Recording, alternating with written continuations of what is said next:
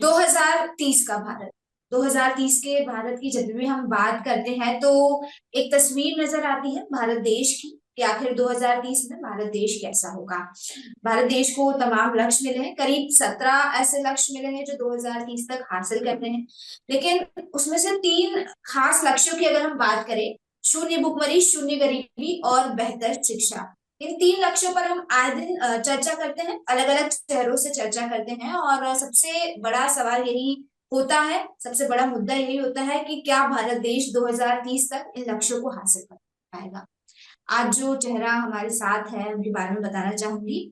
Farmer member of parliament रह चुके हैं और साथ ही साथ फॉर्मर मिनिस्टर ऑफ स्टेट भी रह चुके हैं। प्रदीप जैन आदित्य जी हमारे साथ हैं, झांसी से, इंडियन नेशनल कांग्रेस के मेंबर है। सर आपका बहुत बहुत स्वागत है। नमस्कार। जी। तो नमस्कार। सर, जिस तरह से हम 2030 के भारत की बात कर रहे हैं, ठीक है, गरीबी, भुखमरी और शिक्षा की बात कर रहे हैं, तीनों बहुत ही अहम मुद्दे हैं किसी भी देश के लिए। अगर विकास की बात करें, विकास के पैमाने पर हम बात करें, तो मैं आपसे जानना चाहती हूँ कि इन तीनों पैमानों पर आप भारत देश को 2030 तक कहाँ देखते हैं? आपके नजरिए में भारत देश की तस्वीर कैसी है? देखिए, हमारा देश एक ऐसा देश है जिस देश के बारे में कहा जाता था कि यहाँ दूध दही दही की नदियां बहती थी और हम्म। पूरी दुनिया के अंदर वसुधैव कुटुंबकम की भावना हमने इस आशय से दी थी कि हम संपन्न थे, जी। आत्मनिर्भर थे और हर एक हाथ को काम था। हम्म। धीरे धीरे समय परिवर्तित हुआ, हमारे ऊपर शासन आए, अंग्रेजों का शासन आया, एक जी। मशीन युग आया और उसमें कहीं ना कहीं हम तेजी से जनसंख्या बढ़ाते गए और हम मुख्य धारा में पूरी तरह से नहीं पहुंच पाए। और आज यही कारण है कि आज लगता है कि हमें सरकारी स्तर पर लोगों को फ्री खाद्यान्न देना चाहिए, फ्री सर, बिजली देना चाहिए मुफ्त और में राशन तो मुफ्त। मिल रहा है ना सरकारी, सरकार द्वारा लोगों को। जी। आपने कहा सरकारी स्तर पर फ्री खाद्यान्न देना चाहिए, तो मुफ्त में राशन तो दिया जा रहा है सरकार द्वारा। नहीं, वो वही गलत है।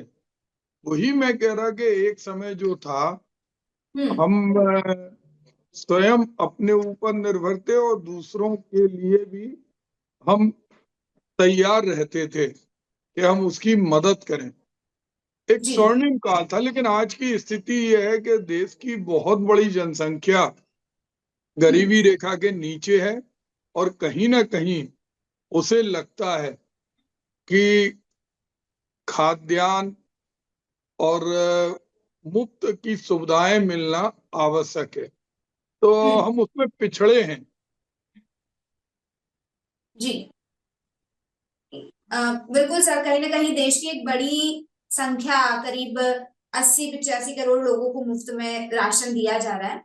एक सवाल मेरे मन में उठ रहा है, जाहिर तौर पर देश में गरीबी है, ठीक है, इतने सारे लोगों को मुफ्त में राशन भी दिया जा रहा है, तो क्या भारत देश 2030 तक ये गरीबी मिटा पाएगा? जिस तरह की प्रक्रिया चल रही है हम्म। उससे मुझे नहीं लगता कि 2030 तक हमारे देश से गरीबी मिटेगी, क्योंकि मुख्य काम है हम लोगों को आत्मनिर्भर बनाएं, हम्म।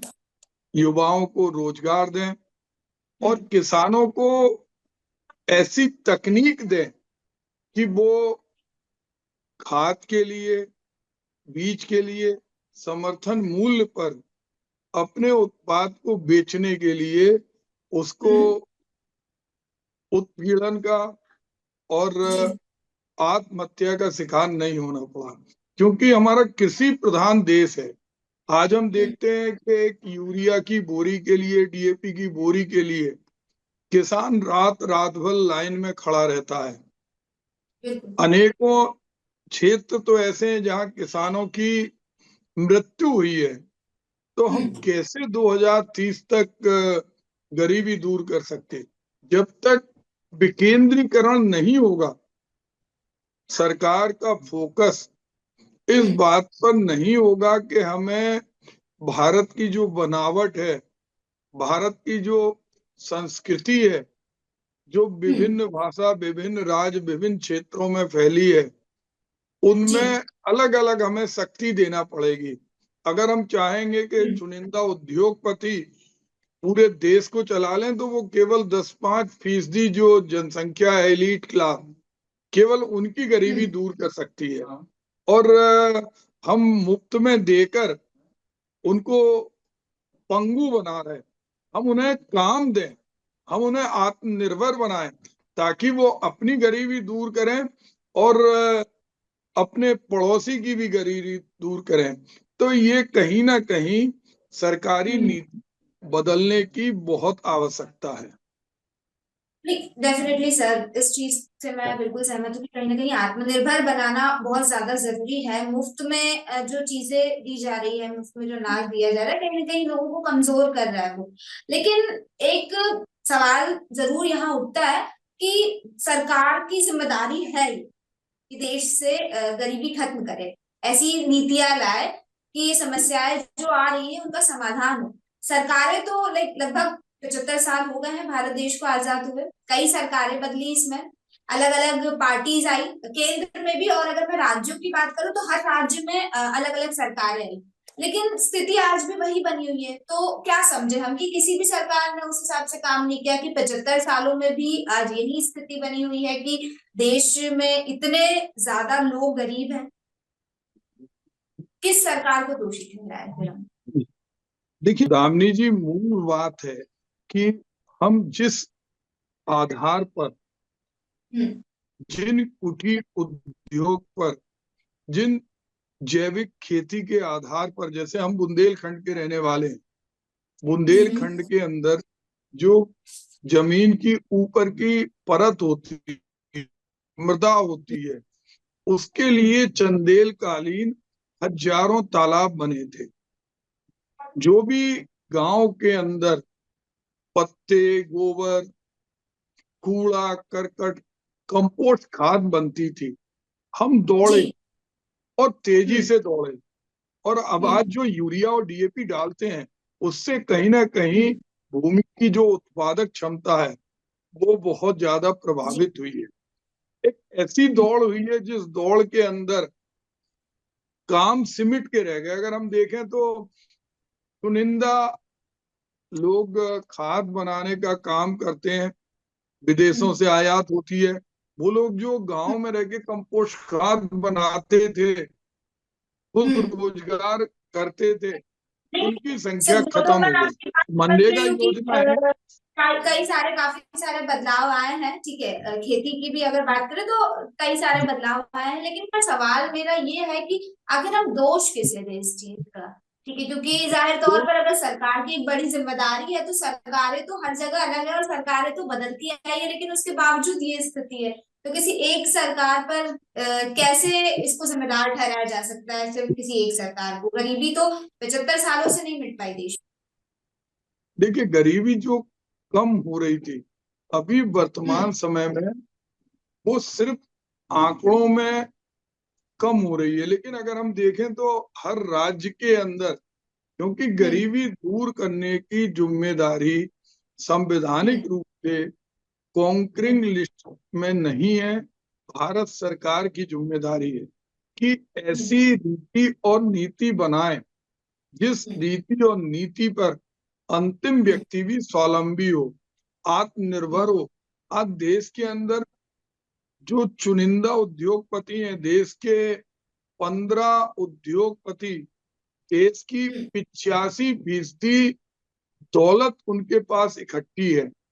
और हम्म जो 15% दौलत है, उसमें 130 करोड़ लोग अपना विकास कर रहे हैं। एक असमानता है, एक तरफ गगनचुंबी अट्टालिका है और एक तरफ छत्रविहीन लोग हैं। तो जो हम्म असमानता है, हम दूसरे हम्म, देशों पर निर्भर हो गए। अगर आज हम देखें छोटी छोटी बिल्कुल। चीजों के लिए, कभी हम हम्म चाइना की तरफ देखते हैं, कभी अमेरिका की तरफ देखते हैं। एक समय हमारे यहाँ से गेहूं जाता था, अमेरिका ने हम लोग से कृषि के बारे में सीखा, लेकिन आज हम दूसरे को अपने में जोड़ रहे हैं।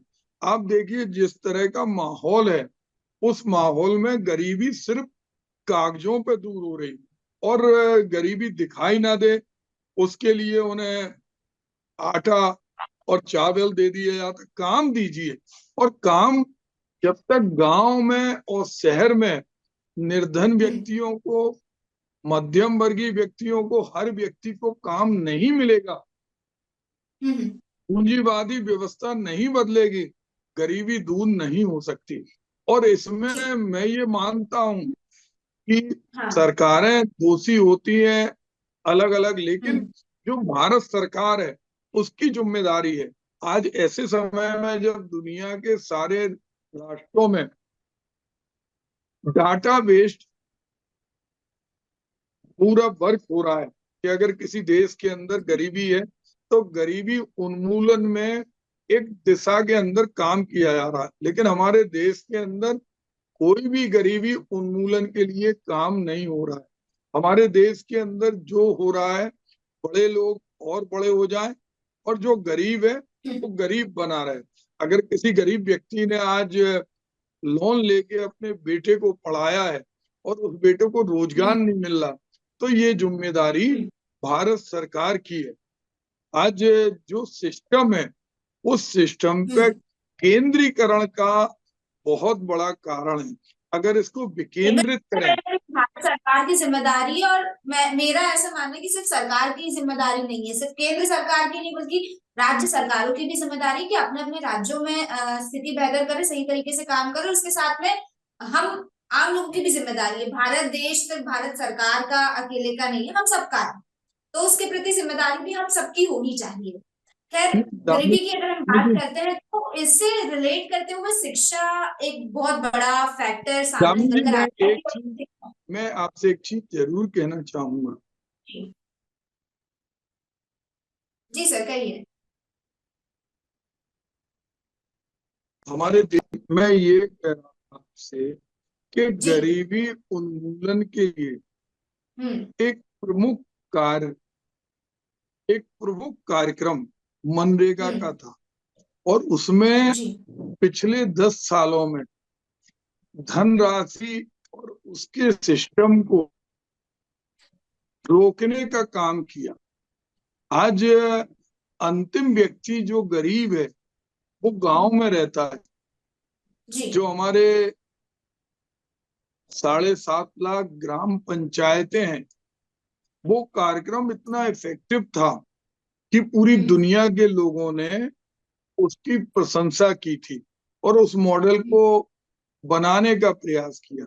लेकिन आज क्या हो रहा, आज मनरेगा की जगह एक बड़े उद्योगपति वो सब्जी बेचने का भी काम कर रहा, वो बड़ा उद्योगपति कॉन्ट्रैक्ट फार्मिंग पर गरीब आदमी का खेत भी ले रहा, वो बड़ा आदमी वो हिंदुस्तान की अर्थव्यवस्था में कर माफ कराने का भी काम करा रहा सरकारों के माध्यम से। तो जब एक जगह ज्यादा ऊंचाई हो जाएगी तो दूसरी जगह गहराई होना सुनिश्चित है। जहां पर्वतों की ऊंची श्रृंखला होगी वहां दूसरी तरफ नीचाई पर खाई भी होगी।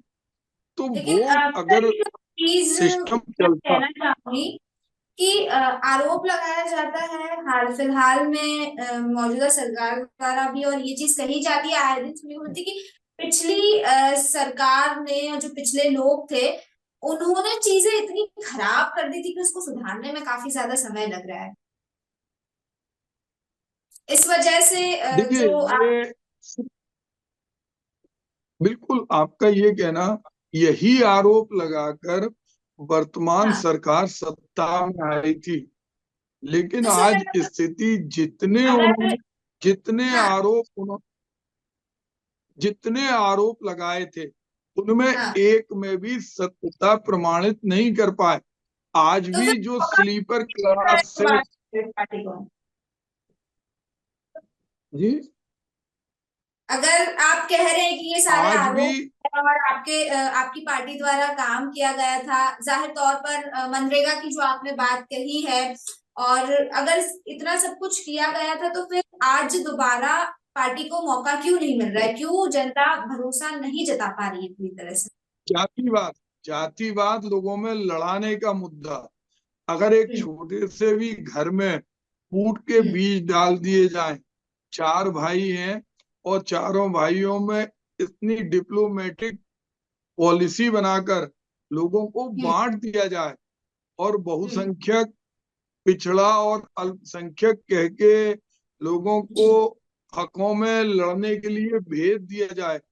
मूल मुद्दा जो लड़ाई रोटी की और गरीबी की है, उससे हम्म। भटका दिया जाए तो निश्चित रूप से सत्ता तो मिल जाती है। हमने पूर्व में भी देखे, हिटलर ने सत्ता कैसे हथियाई, नेपोलियन ने सत्ता कैसे हथियाई, लेकिन परिणाम क्या निकला? परिणाम हम्म। कुछ नहीं निकला। आज मूल समस्या रोटी की है। जी। भ्रमित करने का, आपने अपनी आंखों से देखा होगा कि सरकार को जागरूक करने का काम किया था कि कोरोना आ रहा है, हम्म। लेकिन सरकार नहीं देती, हंसी उड़ाती रही। और जी। कितनी भारी बीमारी थी, कितनी बड़ी त्रासदी थी, जो गरीब हम्म। था वो हम्म। सबसे ज्यादा उसमें प्रताड़ित था। वो काम नहीं कर पाया, वो घर सिर्फ पर गरीब और को गरीबी रेखा के हमेशा नीचे सबसे ज्यादा पहुंचा। समस्या होती ही है भारत देश में, चाहे कैसी भी स्थिति हो। अगर देश में कोई ट्रेजेडी होती है या कोई थोड़ी सी भी खराब सिचुएशन होती है, तो सबसे ज्यादा परेशान होता है वो एक गरीब आदमी ही होता है, क्योंकि वो उतना अफोर्ड ही नहीं कर पाता कि वो बेहतर हेल्थ अफोर्ड कर सके, बेहतर एजुकेशन अफोर्ड अफोर्ड कर सके। ठीक है, यही शिक्षा की भी अगर हम बात करें, तो आज के देश में शिक्षा दिन ब दिन महंगी होती जा रही है, और जो गरीब आदमी है वो शिक्षा को अफोर्ड नहीं कर पा रहा है। तो ऐसे में आपके, मैं इस पे विचार जानना चाहती हूँ कि क्या 2030 तक हम उस स्थिति पर पहुंच पाएंगे कि भारत देश में शिक्षा बेहतर हो सके? क्योंकि महंगी तो हो रही है, बेहतर हो पाएगी या नहीं, इस पर क्या कहना चाहिए? देखिए, शिक्षा सबसे महत्वपूर्ण कार्य है, और हम्म। शिक्षा के बिना एक मनुष्य पशु के समान होता है। आज सबसे हम्म। बड़ी चुनौती है कि शिक्षा का जो बजट है, हम्म। जो बजट हर विकसित देश में, जिन देशों ने एक एक व्यक्ति को गरीबी से दूर किया, उनका बजट 8 से लेकर 10% तक है। जी। आज हिंदुस्तान में शिक्षा के ऊपर बजट 3% है। हम्म। आज चाहे प्राइमरी एजुकेशन हो, जी। चाहे हायर एजुकेशन हो, हर हम्म। जगह टीचर की कमी है, हर जगह पॉलिसी की कमी है।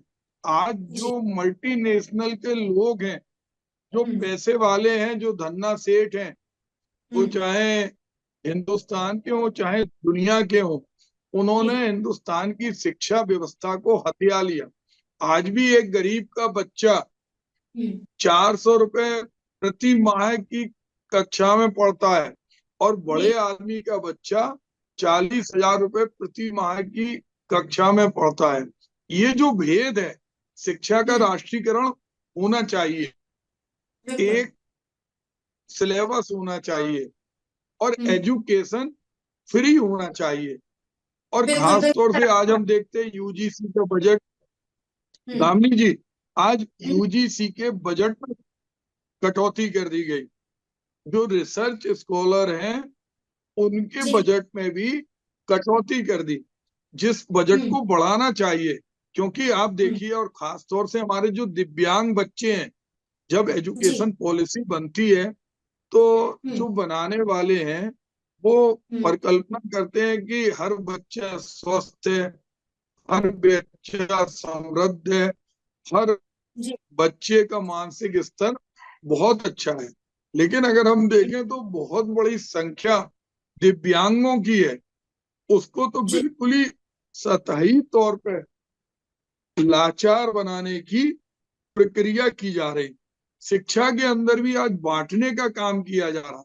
शिक्षा में शब्दों को निकाला जा रहा, जिससे लोग जातिवाद में बंटे, उस तरह के सिलेबस के अंदर हमारा देश गंगा जमनी तहजीब का देश था।